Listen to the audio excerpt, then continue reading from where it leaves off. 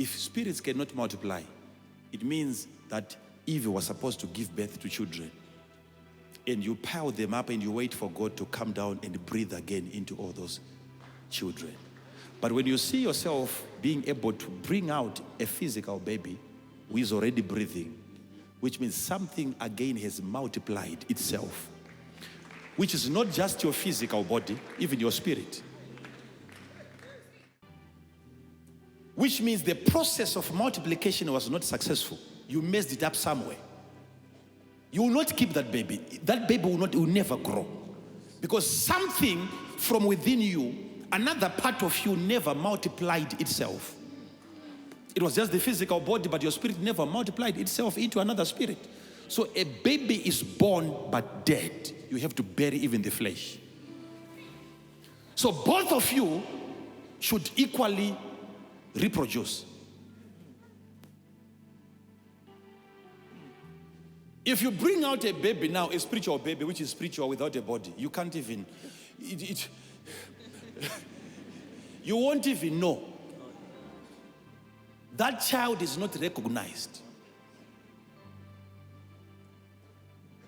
So you need to bring out a physical body and a spiritual person possessing that physical body. Then you know that you have been able to really obey the voice of God when He said, go and multiply. The two of you, you can multiply. Your physical man can multiply and your spirit man can also multiply. So spirits can multiply.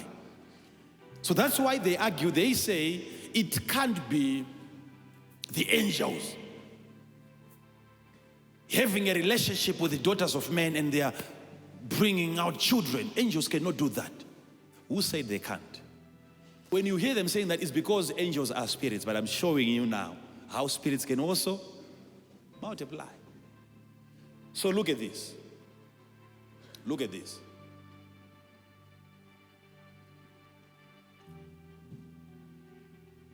Angels, when they visit us,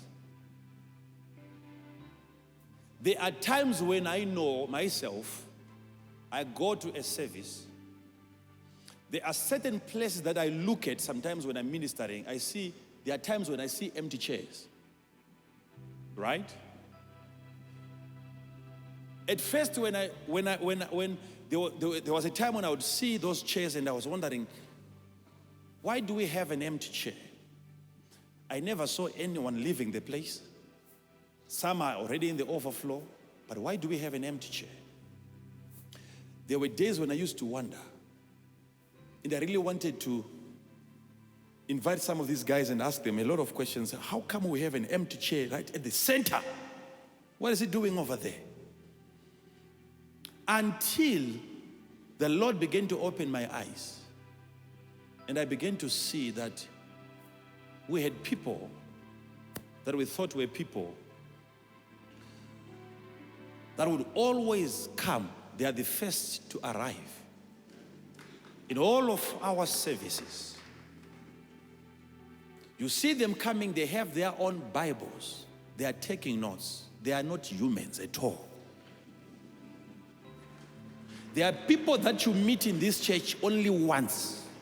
You will never see him again. Not because he's gone somewhere else, never again to see him. He comes back tomorrow in a different form. We have people like that even as I'm talking to you now.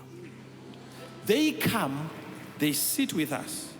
Some of you enter into a service, the service is already packed. And when you ask the person next to the empty chair, there's a person there.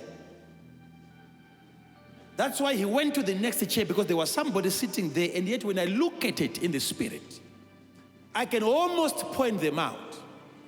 You know, when I'm saying something like this, some of them, when I'm talking about angels, most of the time, they look down like this.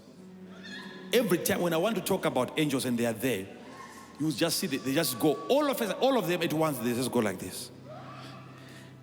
And you talk and you talk and you talk about that. It's as if, I think it's as if, don't expose us.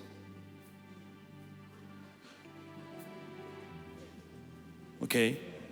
Don't show this to the people. They are not even aware. You see now, let me show you something. So, the problem is that some of you, you might have met angels several times, but it is because of the angel that you know. That's the angel that you are waiting for. Not the angel of God, the one that you know. Angels are not, they don't even enjoy every time just staying in heaven. They are ministering spirits sent to minister to us.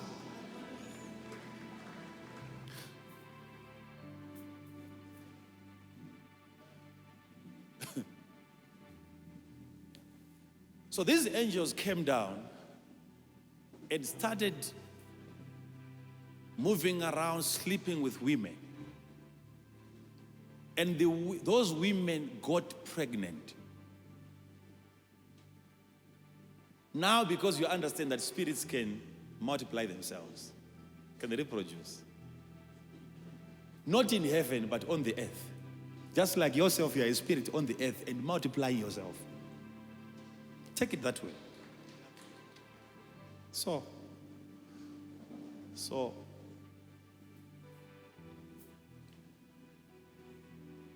and women were now getting pregnant. I once gave this as an illustration which happened. It's a true story. We were ministering in Mzaraba, and some of you were there during a crusade. And prophetically, God told me that there is a woman here.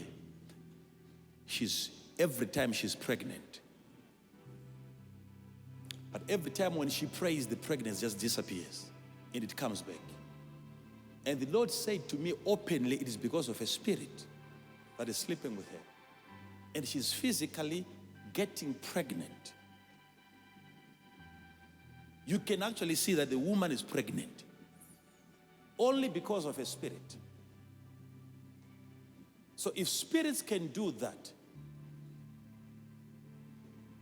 this is why sometimes when we begin to talk about, we'll get into the nature of demons and their activities, their agenda. We'll get in. That's why I said we can spend the whole year talking about that. But listen to me. That is why it becomes an issue. Why do we then have people arguing that no, angels cannot sleep with women? And at the same time, all of us, we can agree that there is such a thing as a spiritual husband. What a contradiction.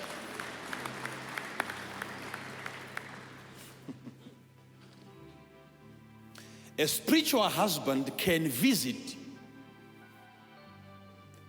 a woman and interact physically with her, and there can be evidence on the woman that there was a spirit messing up with her. A spirit, this is a spirit coming to a physical person, and the physical body can actually confirm. When you wake up, you can confirm. Even some of the guys that are having spiritual wives, when you wake up, it can be confirmed physically that there was a person presently playing around with your body.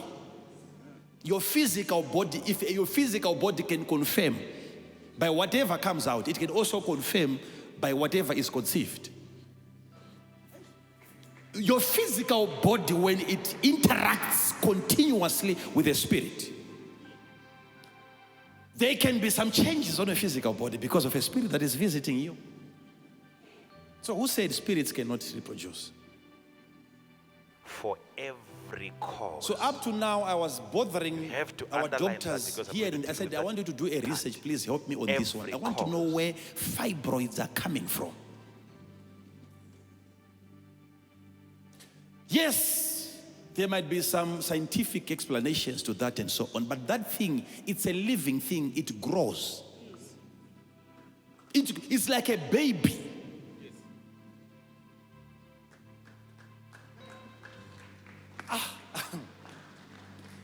And look at the place where it is found, where production is supposed to be taking place. It's a place of manufacturing yourself and multiplying yourself, and another piece of thing is occupying that space. And if it grows next to the baby, it is the baby that suffocates. It's much more powerful because of its origin. You can't just kill it like that. It's much more stronger. It's true, man of God. Than anything that is coming out of you. So it's all right. It's all right.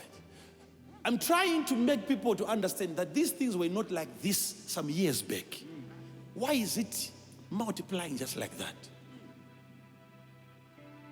You agree with me that why we are still calling them fibroids today, the reason why you call them fibroids is simply because you can't see the head, you can't see the hands. There are no ears there. If a fibroid then develops into coming out with hands and so on, you're never going to call it a fibroid. So demons are in the process of bringing another generation. Very soon, what you are calling fibroids, it's developing into something that will physically come out, appearing to be like a normal human being, but with different characteristics. It's a project which is still on trial right now. Now, sit down. I know you're already seated, but let me show you something. Let me show you something. Why we are so ignorant is because we have undermined the influence of the spirit realm. How far spirits can affect our day-to-day lives. Most of what happens now, sometimes we end up even blaming ourselves and thinking maybe it just happened. There was a relationship and all of a sudden it just broke, in another relationship all of a sudden. It's not just happening, no. Look at the spiritual involvement. What is causing that thing to develop and to grow and even to improve? And they can start like this and they are growing. As you are eating, they are also growing. Right in the same place where they're supposed to be a normal baby. There's something else there, much more powerful. It's taking over that territory and owning it. When it is time for you to bring it out, it doesn't want to come out. You have to be operated. What is it doing? For how long does it want to stay there inside of you without being born? It doesn't want to come out. Now. Look at the book of Genesis chapter number 3. Before I give you the verse, look at God. Look at this. God came down, right? Look at God. God came down from the heavens because men had sinned. A sin was committed. Okay? And then God is now ready to pronounce a punishment over whoever was involved. And he pronounced a curse over Adam, and he also pronounced a curse over Eve, and he also pronounced a curse